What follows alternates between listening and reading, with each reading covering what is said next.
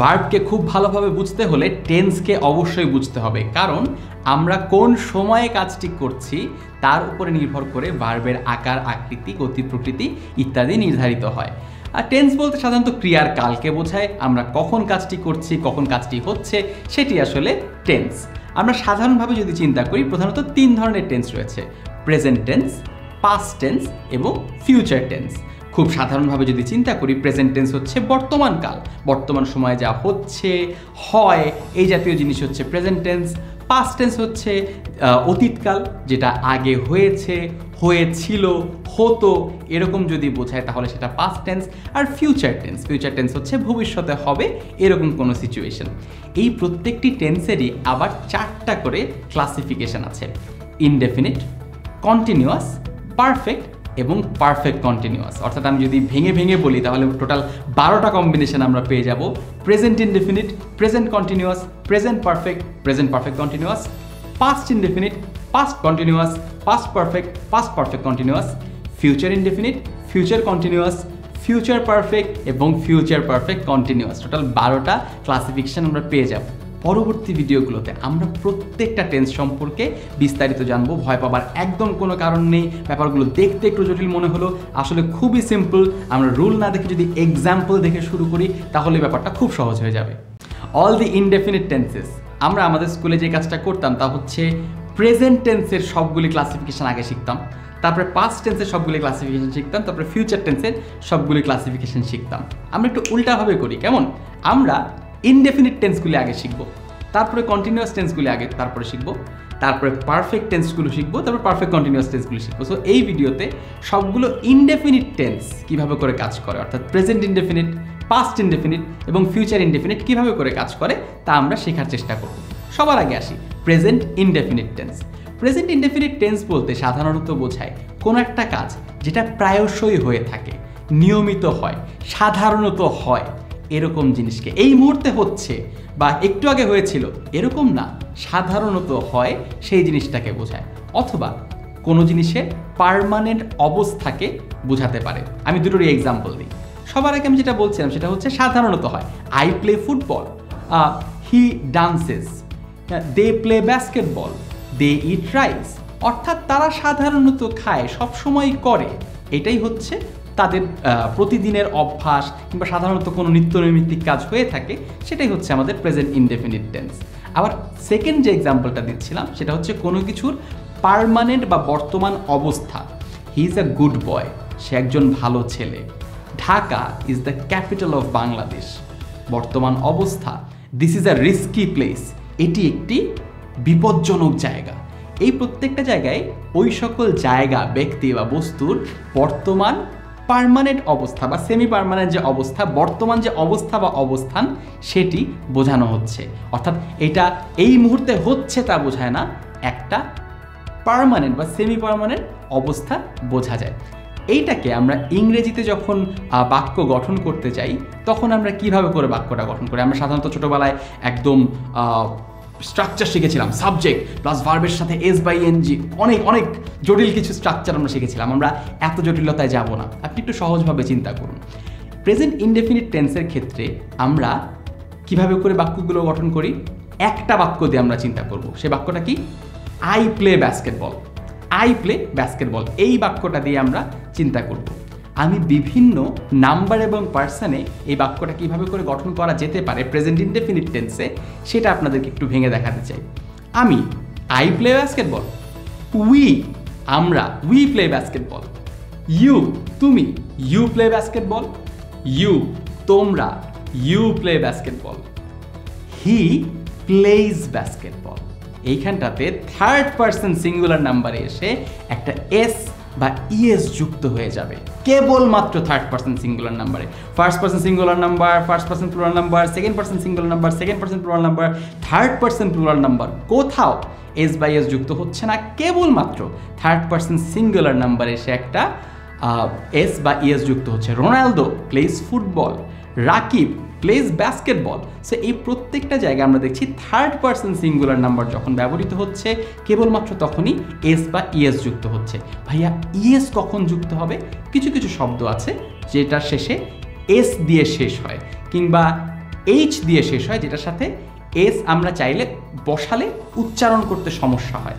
যেমন আমি যদি বলি যে Ronaldo passes the ball as soon as he receives it, Ronaldo passes the ball, আমি প্যাস কথাটা PASS, এর সাথে যদি আরেকটা এস বসাই আপনি উচ্চারণ করবেন কিভাবে?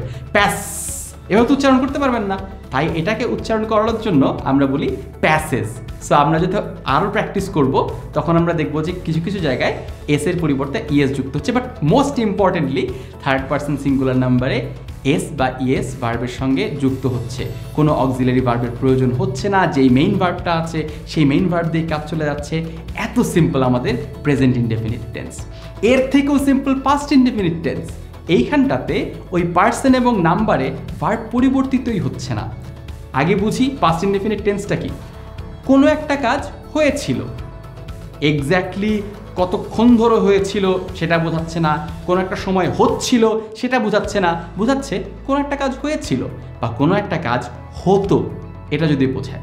যেমন আমি যদি বলি রোনালদো বাস্কেটবল খেলেছিল, আমরা বাস্কেটবল খেলেছিলাম, we played basketball, Ronaldo played basketball, you played basketball, they played basketball. প্রত্যেকটা নাম্বারে প্রত্যেকটা পার্সনে আমরা দেখছি প্লেডই থাকছে, কোথাও প্লেডস হচ্ছে না বা এই ভার্বের আর অন্য কোনো ভার্সন ব্যবহৃত হচ্ছে না। খুবই সিম্পল, আমাদের শুধুমাত্র ভার্বের যে পাস্ট ফর্মটা রয়েছে সেই পাস্ট ফর্মটা ব্যবহার করতে হচ্ছে। আপনি যদি চান খুব জটিল করে একটা সূত্র মুখস্থ করবেন, সেটা শুধুমাত্র জটিলতা বাড়াবে। এক্সাম্পল দিয়ে চিন্তা করুন, তাহলে আপনার লাইফটা একদম ইজি হয়ে যাবে। Future indefinite tense, future indefinite tense বলতে বোঝায় এমন কোনো একটা ঘটনা যেটা ভবিষ্যতে হবে, হতে থাকবে বা এত সময় ধরে হতে থাকবে এমন কিছু বোঝাচ্ছে না, জটিল কিছু নেই, খুবই সিম্পল ফিউচার টেন্স বলে এটাকে এই কারণটাতে যে ভবিষ্যতে কোনো একটা ঘটনা ঘটবে। I will go there, he will go there, বা বাস্কেটবলের উদাহরণ যেহেতু বলছিলাম, I will play basketball, you will play basketball, he will play basketball, they will play basketball. লক্ষ্য করছেন যে প্রত্যেকটা জায়গায় উইল ব্যবহার হচ্ছে, কোনো সাবজেক্ট বা নাম্বারের কারণে, কোনো পার্সনের কারণে এই উইলটা পরিবর্তন হয়ে যাচ্ছে না। একটা সময় ছিল যখন আমরা শ্যাল ব্যবহার করতাম, আই এর ক্ষেত্রে বা উই এর ক্ষেত্রে শ্যাল ব্যবহার করতাম, এখন শ্যালের ব্যবহারটা উঠে গিয়েছে, এখন সব জায়গায় আমরা উইল ব্যবহার করতে পারি। অর্থাৎ ফিউচারের যেই ফিউচার ইনডেফিনিটের যে ব্যবহারটা সেটাও অত্যন্ত সাধারণ, অত্যন্ত সহজ, সেটা হচ্ছে শুধুমাত্র উইল প্লে। অর্থাৎ আমার যে মেইন ভার্বটা রয়েছে তার সঙ্গে শুধুমাত্র উইলটা যোগ করে দিতে হবে। অর্থাৎ সিম্পল যে এক্সাম্পলগুলো রয়েছে সেগুলির মাধ্যমে আপনি শিখতে পারেন, আপনাকে কোনো সূত্র এখানটাতে মুখস্থ করতে হচ্ছে না। এই ভিডিওতে আমরা 3টা ইনডেফিনিট টেন্স সম্পর্কে জেনে গেলাম, পরবর্তী ভিডিওতে আমরা 3টা কন্টিনিউয়াস টেন্স সম্পর্কেও জানবো। অল দি কন্টিনিউয়াস টেন্সেস, এই ভিডিওতে আমরা প্রেজেন্ট কন্টিনিউয়াস, পাস্ট কন্টিনিউয়াস এবং ফিউচার কন্টিনিউয়াস টেন্স, এই 3টা টেন্স শিখে ফেলব। খুবই সিম্পল, কন্টিনিউয়াস টেন্সের নাম শুনলেই বোঝা যায় কোনো কিছু কন্টিনিউয়াসলি হচ্ছে, এরকমটা বোঝায়। প্রেজেন্ট কন্টিনিউয়াস টেন্সের কথাই ধরুন, বর্তমান সময়ে এই মুহূর্তে কোনো কিছু একটা হচ্ছে, এটা যদি বোঝায় তাহলে আমাদের প্রেজেন্ট কন্টিনিউয়াস টেন্স বুঝে নিতে হবে। এর থেকে সহজ ব্যাখ্যা আর হতে পারে না যে বর্তমান সময়ে সেটা হচ্ছে। আচ্ছা, সেটাকে আমরা ইংরেজিতে কিভাবে করে বলবো? আবার সেই বাস্কেটবলের উদাহরণে চলে যাই। আই অ্যাম প্লেইং বাস্কেটবল, আমি বাস্কেটবল খেলছি, আই অ্যাম প্লেইং। এখানটাতে যেটা লক্ষ্য করতে হবে সবার আগে, তা হচ্ছে কন্টিনিউয়াস টেন্স মাত্রই এই ভার্বের সঙ্গে আইএনজি যোগ করতে হয়। যে কোনো কন্টিনিউয়াস টেন্সের সঙ্গে ভার্বের সাথে আইএনজি যোগ করতে হয়। এখন প্রশ্ন হচ্ছে, তার আগে একটা ছোট্ট অক্সিলিয়ারি ভার্ব লক্ষ্য করা যাচ্ছে, আই অ্যাম প্লেইং। এইখানটাতে অ্যাম হবে না কি হবে তা নির্ভর করবে আপনার পার্সন এবং নাম্বারের উপরে। আমি যদি বলি আই অ্যাম প্লেইং, আমি এখানে অ্যাম বসিয়েছি কারণ ফার্স্ট পার্সন সিঙ্গুলার নাম্বার আছে সেই কারণটাতে। সো আমাকে বসাতে হবে আই অ্যাম প্লেইং বাস্কেটবল। যদি বলি উই, ফার্স্ট পার্সন প্লুরাল নাম্বারে চলে যাই, তাহলে কি হবে? We are playing, we are playing. ছোট্ট আরেকটি সূত্র বলে দিই, সেটা হচ্ছে এই প্লুরালের ক্ষেত্রে, প্রেজেন্ট কন্টিনিউয়াস টেন্সে প্লুরালের ক্ষেত্রে সব জায়গায় আর ব্যবহৃত হবে। ফার্স্ট পার্সন হোক, সেকেন্ড পার্সন হোক, থার্ড পার্সন হোক, সব জায়গায় প্লুরাল দেখলেই আর বসিয়ে দিতে হবে। ঠিক আছে? We are playing basketball. You, তুমি, ইউ আর প্লেইং বাস্কেটবল। আর যদি বলি তুমি বা তোমরা, সেক্ষেত্রেও আর হবে, ইউ আর প্লেইং বাস্কেটবল। লক্ষ্য করবেন যে সেকেন্ড পারসন সিঙ্গুলার এবং সেকেন্ড পারসন প্লুরালের মধ্যে গ্রামাটিক্যাল পার্থক্য কোথাওই নেই অলমোস্ট। হ্যাঁ, আমরা সব জায়গায় আরই ব্যবহার করে থাকি। হ্যাঁ, ইউ আর, ইভেন পাস্টে গেলেও আমরা লক্ষ্য করবো যে আসলে ওই গ্রামাটিক্যালি খুব বেশি পরিবর্তন হয় না। আচ্ছা, বলছিলাম যে ইউ আর প্লেইং বাস্কেটবল এবং প্লুরালে গেলেও you are playing basketball. He is playing basketball, সেক্ষেত্রে ইজ ব্যবহার করতে হবে থার্ড পারসন সিঙ্গুলার নাম্বারের ক্ষেত্রে। থার্ড পারসন সিঙ্গুলার নাম্বারের ক্ষেত্রে ব্যবহার করতে হচ্ছে ইজ, এবং প্লেইং অবশ্যই ব্যবহার করতে হবে, ভার্বের সঙ্গে আইএনজি অবশ্যই ব্যবহার করতে হবে। এবং দে আর প্লেইং বাস্কেটবল। আবারও একটু মনে করে দিই, first person singular number I am, second person singular number you are, third person singular number he is, Ronaldo is, Karim is. Singular নাম্বারে আমরা অ্যাম ব্যবহার করেছি ফার্স্ট পারসনে, আর ব্যবহার করেছি সেকেন্ড পারসনে, এবং ইজ ব্যবহার করেছি থার্ড পারসনে। আর প্রত্যেকটি প্লুরালের ক্ষেত্রে আমরা আর ব্যবহার করব। We are playing basketball, you are playing basketball, they are playing basketball, প্রত্যেকটা জায়গায় আমরা আর ব্যবহার করছি। এতটাই সিম্পলি আমরা এই যে অক্সিলারি ভার্ব, কোন ভার্বটা ব্যবহৃত হবে সেটা ব্যবহার করতে পারি। এগেইন এক্সাম্পলগুলি বারে বারে খেয়াল করি, অন্য বাক্যে এই সেম স্ট্রাকচারটা ব্যবহার করার চেষ্টা করি মনে মনে, তাহলে এই যে নিয়মটা সেটা আত্মস্থ হয়ে যাবে। যদি সূত্র মুখস্থ করতে যান সেটা আত্মস্থ হতে অনেক বেশি সময় লাগবে, অনেক বেশি কষ্ট লাগবে। এবার চলে যাই পাস্ট কন্টিনিউয়াস টেন্সের ক্ষেত্রে। একদম একই রকম স্ট্রাকচার, অক্সিলিয়ারি ভার্বে পরিবর্তন আসবে। অতীতে কোনো একটা কাজ হচ্ছিল এমন যদি আমরা বোঝাই তাহলে সেটি হবে পাস্ট কন্টিনিউয়াস টেন্স। যদি আমি বলি আমরা বাস্কেটবল খেলছিলাম, আমরা বাস্কেটবল খেলছিলাম, সেক্ষেত্রে এটা পাস্ট কন্টিনিউয়াস টেন্স হবে।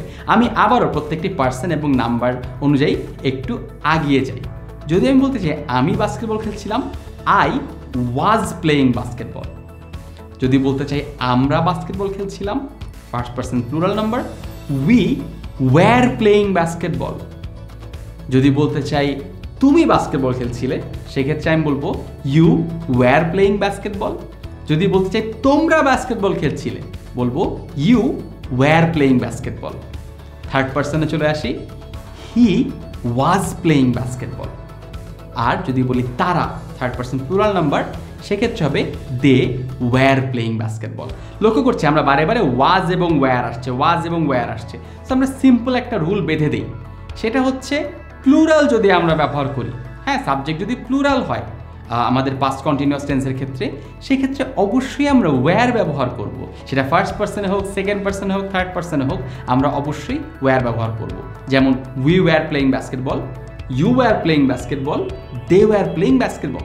প্লুরাল হলে আমরা ওয়্যার ব্যবহার করছি।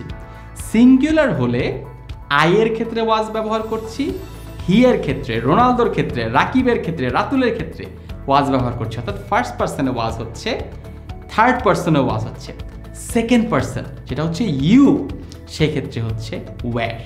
ইউ ওয়্যার প্লেইং বাস্কেটবল, তুমি বাস্কেটবল খেলছিলে।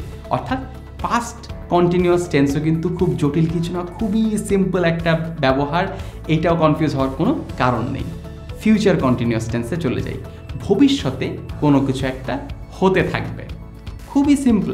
এই ক্ষেত্রে যদি আমি বলি যে আমি বাস্কেটবল খেলতে থাকবো, তাহলে এইটার আমরা ইংরেজি করলে যেটা দাঁড়াবে সেটা হচ্ছে I will be playing basketball. এই যে উইল বি, এই উইল বি কথাটা নতুন অ্যাড হচ্ছে। লক্ষ্য করলে আমরা এর আগে অক্সিলারি ভার্বগুলি অন্য টেন্সে কীভাবে ব্যবহার করেছিলাম, অ্যাম ইজ আর হয়েছিল প্রেজেন্টে, ওয়াজ ওয়্যার হয়েছিল পাস্টে, ফিউচারে এসে এই উইল বি কথাটা যোগ হয়ে যাচ্ছে। I will be playing basketball, we will be playing basketball, you will be playing basketball. প্লুরালে গেলে ইউ, সবাই মিলে you will be playing basketball. Third person singular নাম্বারে he will be playing basketball, Ratul will be playing basketball, everyone will be playing basketball. এবং third person plural নাম্বারে গেলেও they will be playing basketball. এইখানটাতে future continuous টেন্সে এই number এবং person ভেদে verb পরিবর্তিতই হচ্ছে না। প্রেজেন্ট এবং পাস্টে যেমন am is R was wire নিয়ে আমাদের একটু চিন্তা করতে হচ্ছিল, ফিউচারে সবাই উইল বি হচ্ছে। এগেইন একটা সময় শ্যালের ব্যবহার ছিল, এখন যেহেতু শ্যাল নেই তাই উইল বি দিয়ে আমরা খুব আরামেই বাক্যগুলো গঠন করে ফেলতে পারি। অর্থাৎ এই ভিডিওতে আমরা কিভাবে করে প্রেজেন্ট কন্টিনিউয়াস টেন্সের বাক্য গঠন করতে হয়, কিভাবে পাস্ট কন্টিনিউয়াস টেন্সের বাক্য গঠন করতে হয় এবং কিভাবে ফিউচার কন্টিনিউয়াস টেন্সের বাক্য গঠন করতে হয় একদম বেসিক স্ট্রাকচারটা শিখে ফেললাম। ইনডেফিনিট টেন্স এবং কন্টিনিউয়াস টেন্সগুলোর তুলনায় পারফেক্ট টেন্সগুলো একটু জটিল মনে হতে পারে, কিন্তু যদি আমরা এক্সাম্পল দিয়ে বোঝার চেষ্টা করি তাহলে খুব একটা কঠিন হয়তো হবে না। এই ভিডিওতে আমরা present perfect tense, past perfect tense এবং ফিউচার পারফেক্ট টেন্স নিয়ে কাজ করব। সবার আগে প্রেজেন্ট পারফেক্ট টেন্স নিয়ে কাজ করা যাক। একটা এক্সাম্পল দিয়ে শুরু করি। I have completed my homework. আমি আমার হোমওয়ার্ক শেষ করেছি। হোমওয়ার্ক শেষ করেছিলাম এরকম বোঝানো হচ্ছে না। হোমওয়ার্ক শেষ করছি, এখনও হোমওয়ার্ক চলছে, তাও বোঝানো হচ্ছে না। বোঝানো হচ্ছে যে সম্প্রতি শেষ করেছি, এমন সম্প্রতি শেষ করেছি যে এটা অতীতে চলে গেছে, এত পুরাতন ঘটনা এটা না। আমরা বাংলায় যখন বলি করেছি, খেয়েছি, গিয়েছি, এক্স্যাক্টলি এই সেন্সটা ইংরেজিতে বোঝানোর জন্যই প্রেজেন্ট পারফেক্ট টেন্স ব্যবহার করা হয়। I have worked in this garden, I have walked, এই যে কাজটি আমি ইতোমধ্যে করেছি।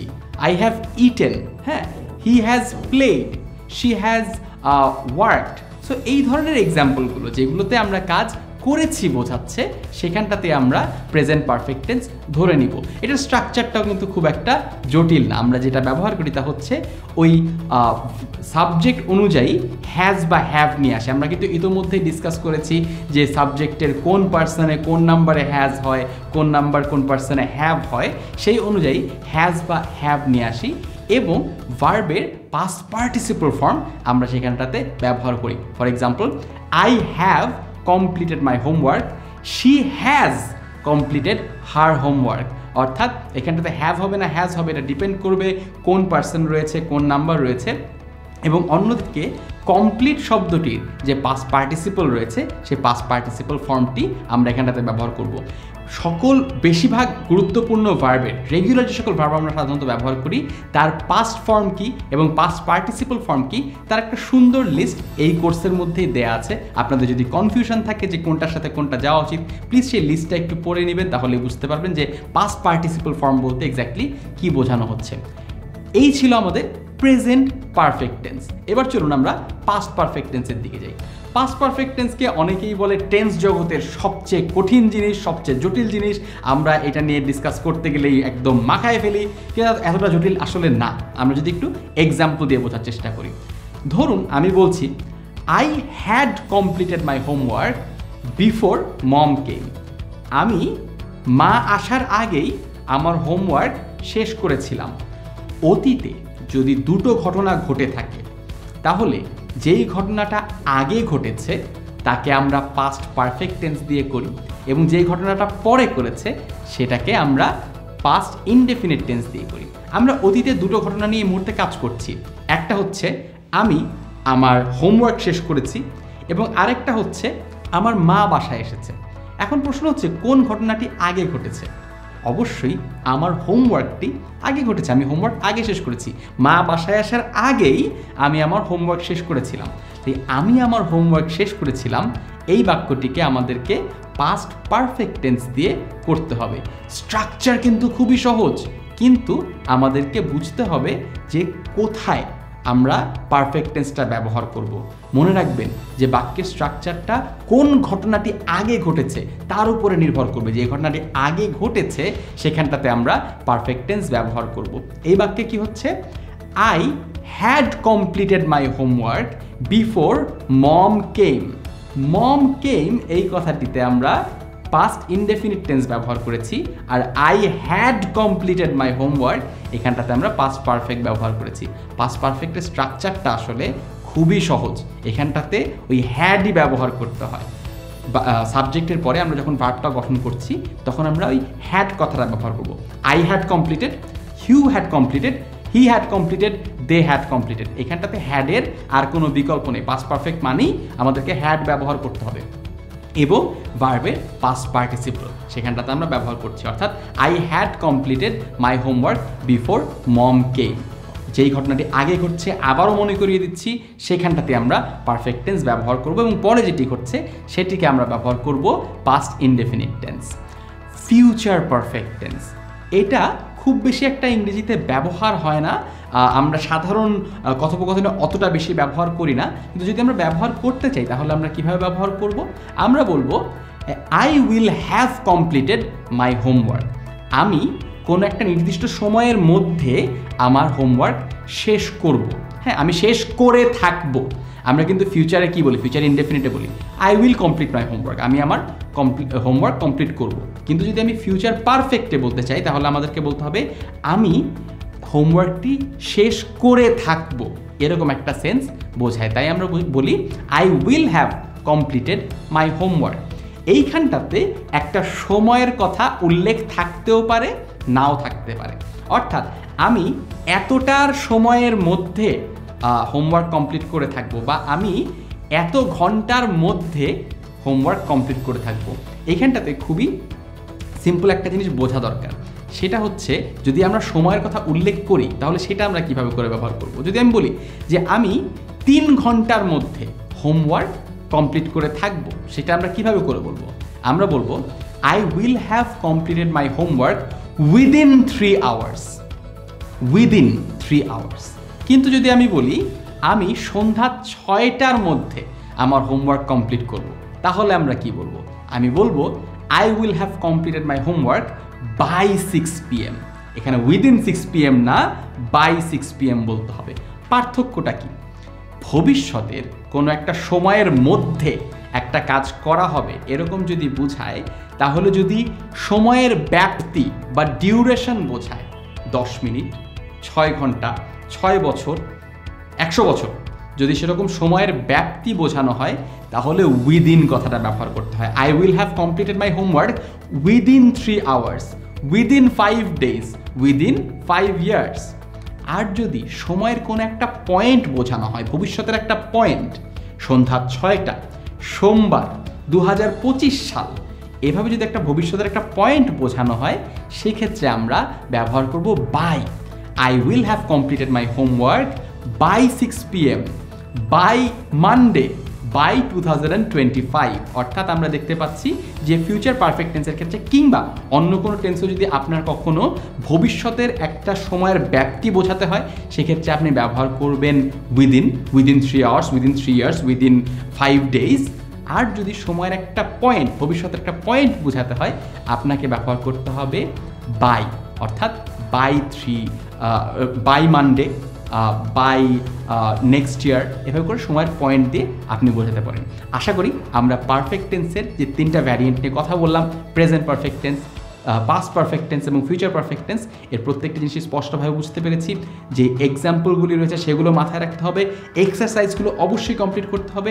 আশা করি আপনারা সবাই পারফেক্ট টেন্সে একদম পাকা হয়ে যাবেন। পারফেক্ট কন্টিনিউয়াস টেন্স আমাদের টেন্স জগতের সবচেয়ে কঠিন অংশ মনে হয় এটাই, অর্থাৎ perfect continuous tense, present perfect continuous tense, past perfect continuous tense এবং ফিউচার পারফেক্ট কন্টিনিউয়াস টেন্স। এই 3টে পারফেক্ট কন্টিনিউয়াস টেন্স যদি আমরা বুঝে ফেলতে পারি তাহলে আমাদের হয়তো টেন্সের মোটামুটি পুরোটাই কাভার হয়ে যাবে। আমি এক এক করে আসি। প্রেজেন্ট পারফেক্ট কন্টিনিউয়াস টেন্সের ক্ষেত্রে এই ক্ষেত্রে আমরা এত সময় ধরে কোনো একটা কাজ করে আসছি বা এতক্ষণ ধরে এত সময় থেকে একটা কাজ করে আসছি এবং কাজটা এখনও শেষ হয়নি, যদি এমন বোঝায় তাহলে আমরা প্রেজেন্ট পারফেক্ট কন্টিনিউয়াস টেন্স ব্যবহার করব। এক্সাম্পল দিয়ে বুঝাই, I have been playing basketball for 3 hours. আমি 3 ঘন্টা ধরে বাস্কেটবল খেলছি, এখনও খেলছি, কিন্তু খেলা কিন্তু শেষ হয় নাই।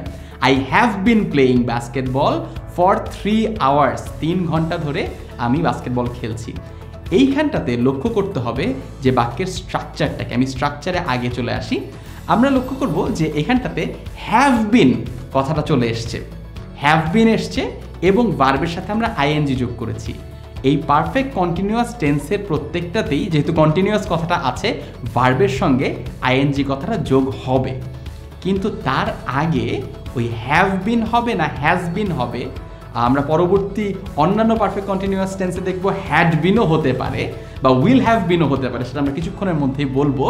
কিন্তু আপাতত প্রেজেন্ট পারফেক্ট কন্টিনিউয়াস টেন্সে হয় হ্যাভ বিন হচ্ছে নাহলে হ্যাজ বিন হচ্ছে।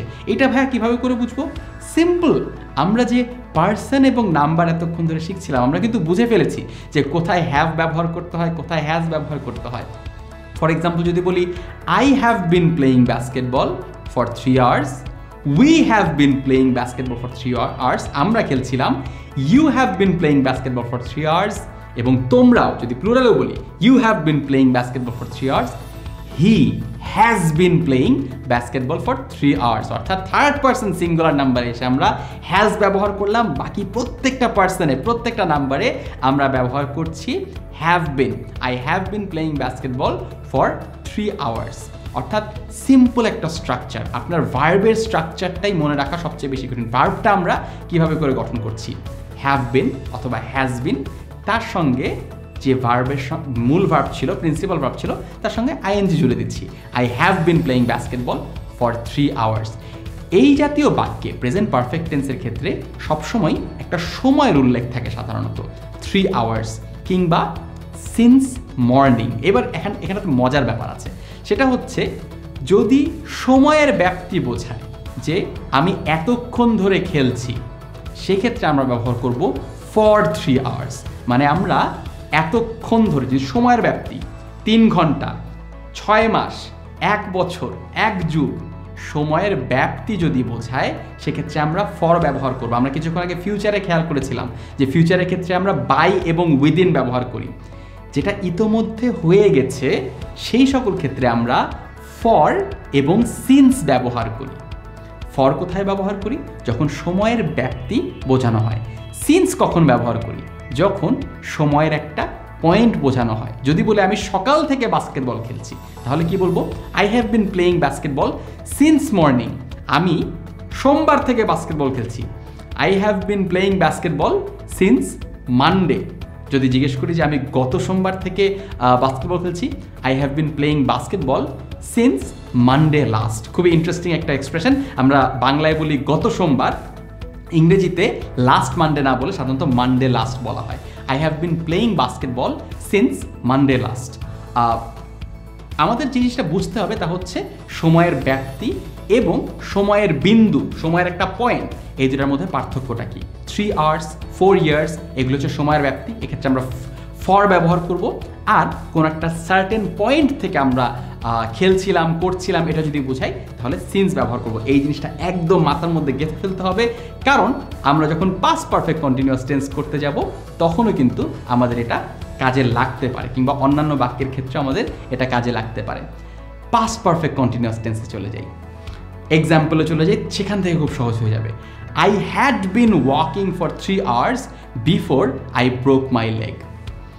অতীতের দুটো ঘটনা, যদি একটা ঘটনা হচ্ছিল এবং তারপরে আরেকটা ঘটনা হয়েছিল এরকমটা বোঝায়, তাহলে আমাদের পাস্ট পারফেক্ট কন্টিনিউয়াস টেন্স ব্যবহার করতে হবে। এই বাক্যটা খেয়াল করুন, আমি 3 ঘন্টা ধরে হাঁটছিলাম এবং তারপরে আমার পাটা ভেঙে গেল। দুটো ঘটনা ঘটেছে অতীতে, একটা আগে ঘটেছে, একটা পরে ঘটেছে, কিন্তু যেই ঘটনাটা আগে ঘটেছে সেইটা কন্টিনিউয়াস ছিল। মানে আমি হাঁটছিলাম, হাঁটতে হাঁটতে পাটা ভেঙে গেল। হ্যাঁ, আমরা পাস্ট পারফেক্টে কি দেখেছিলাম যে দুটো ঘটনা আলাদা আলাদাভাবে ঘটেছে অতীতে, একটা আগে ঘটেছে, একটা পরে ঘটেছে। যেটা আগে ঘটেছে সেটাকে আমরা পাস্ট পারফেক্ট দিয়ে দিয়েছি, যেটা পরে ঘটেছে সেটাকে আমরা পাস্ট ইনডেফিনিট দিয়ে দিয়েছি। কিন্তু এইখানটাতে যেটা আগে ঘটেছে সেটা কন্টিনিউয়াসে আছে, অর্থাৎ সেটা হচ্ছিল, হতে হতেই পরের ঘটনাটা ঘটে গিয়েছে। এরকম যদি দেখা দেয় তাহলে আমরা আগের ঘটনাটিকে পাস্ট পারফেক্ট কন্টিনিউয়াস দিয়ে সাজাবো, পরের ঘটনাটিকে পাস্ট ইনডেফিনিট দিয়ে সাজাবো। উদাহরণ, I had been walking for 3 hours before I broke my leg. আমি আমার পা ভেঙে ফেলার আগে 3 ঘন্টা কেবল হাঁটছিলাম, হাঁটতে হাঁটতে আমার পা ভেঙে গিয়েছে। স্ট্রাকচার লক্ষ্য করি, I had been walking for 3 hours, যে বলছিলাম এই যে ফর সিন্স এটা লাগবে। আমি যদি বলি সিন্স মর্নিং সেটাও হতে পারে, I had been walking since morning before I broke my leg সেটাও হতে পারে। হ্যাঁ, যেহেতু এখানটাতে সময়ের ব্যাপ্তি বলছে 3 আওয়ার্স, তাই আমরা ফর ব্যবহার করেছি। আই হ্যাড বিন ওয়াকিং, এইখানটাতে আর পার্সন নাম্বারের কোনো খেলা নাই। ফার্স্ট পার্সনেও হ্যাড, সেকেন্ড পার্সনেও হ্যাড, থার্ড পার্সনেও হ্যাড, সিঙ্গুলারেও হ্যাড, প্লুরালেও হ্যাড। এখানটাতে সবসময় শুধু হ্যাডই হতে থাকবে, অর্থাৎ I had been walking for 3 hours before I broke my leg. আমার পা ভেঙে যাওয়ার আগে আই হ্যাড বিন ওয়াকিং, অতীতে একটা সময় আমি হাঁটছিলাম, তারপরে অন্য একটা ঘটনা ঘটেছিল। এগেইন আপনি যদি প্র্যাকটিস না করেন, যদি এই এক্সাম্পলটা অন্য জায়গায় ব্যবহার করবার চেষ্টা না করেন, তাহলে কিন্তু বুঝতে অনেক কষ্ট হবে। অবশ্যই প্র্যাকটিস করতে হবে, অবশ্যই এক্সারসাইজগুলো ফলো করতে হবে। Last, future perfect continuous. এক্সাম্পলটা খেয়াল করুন, this March I will have been working here for 3 years। এই মার্চে আমি এই প্রতিষ্ঠানে 3 বছর কাজ করে থাকব, 3 বছর ধরে কাজ করে থাকব। অর্থাৎ ভবিষ্যৎ, এটাও খুবই রেয়ার একটা ইউসেজ। আমরা ফিউচার পারফেক্ট কন্টিনিউয়াসের বাক্য প্রায় দেখি না কোথাও, এটা খুবই রেয়ার। অর্থাৎ এটা নিয়ে খুব বেশি ভয় পাবার বা খুব বেশি মাথা ঘামানোর প্রয়োজন নেই। কিন্তু আপনি বাক্যের ব্যবহারটা বোঝার চেষ্টা করুন। ভবিষ্যতের কোনো একটা সময়ে আপনি একটা কন্টিনিউয়াস কাজ করে থাকবেন, ওইটা বোঝাতে চাইলে আপনি ফিউচার পারফেক্ট কন্টিনিউয়াস টেন্স ব্যবহার করবেন। এই বাক্যটাতে যেটা বোঝানো হচ্ছে সেটা হচ্ছে এই মার্চ মাসে আমি 3 বছর পূর্ণ হবে আমার এই প্রতিষ্ঠানে। সেটাকে আমি কিভাবে করে বলছি, আমি 3 বছর ধরে কাজ করতে থাকবো এই মার্চ মাসে। একটু জটিল, কিন্তু একটু সহজভাবে বোঝার চেষ্টা করুন। মার্চ মাসে আমার 3 বছর পূর্ণ হবে, তার মানে কি আমি এখনও কাজ করছি, মার্চ মাসে গিয়ে আমার 3 বছর ধরে কাজ করা পূর্ণ হবে। অর্থাৎ সেটাকে আমরা কিভাবে করে বলবো, this March I will have been working here for 3 years। Again for 3 years-এর জায়গায় যদি আমরা আবারও পয়েন্ট বোঝাতে চাই, তাহলে আমাদেরকে সিন্স ব্যবহার করতে হবে। বাট এখানটাতে যেটা গুরুত্বপূর্ণ, যেটা খেয়াল করার মতো, তা হচ্ছে স্ট্রাকচারটা। আই উইল হ্যাভ বিন, এখানটাতে উইল হ্যাভ বিন কথাটাকে নিয়ে আসতে হবে। এগেইন ওয়ার্কিং আইএনজি আমরা যোগ করছি, that's all right, I will have been working. এইখানটাতেও সাবজেক্টের ক্ষেত্রে পার্সন এবং নাম্বারে কোনো তফাৎ নেই। I will have been working, he will have been working, they will have been working, we will have been working. প্রত্যেকের ক্ষেত্রে উইল ব্যবহার হচ্ছে। একটা সময় শ্যাল ব্যবহার করা হতো, এখন আর শ্যাল ব্যবহার করা হয় না, সবার ক্ষেত্রেই উইল ব্যবহার করা হচ্ছে।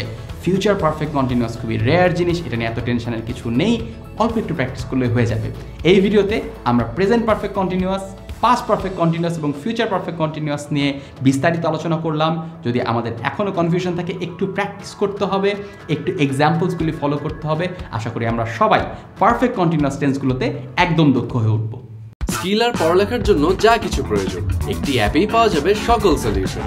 10 মিনিটস নিয়ে যে কোনো জিজ্ঞাসায় কল করুন 16910।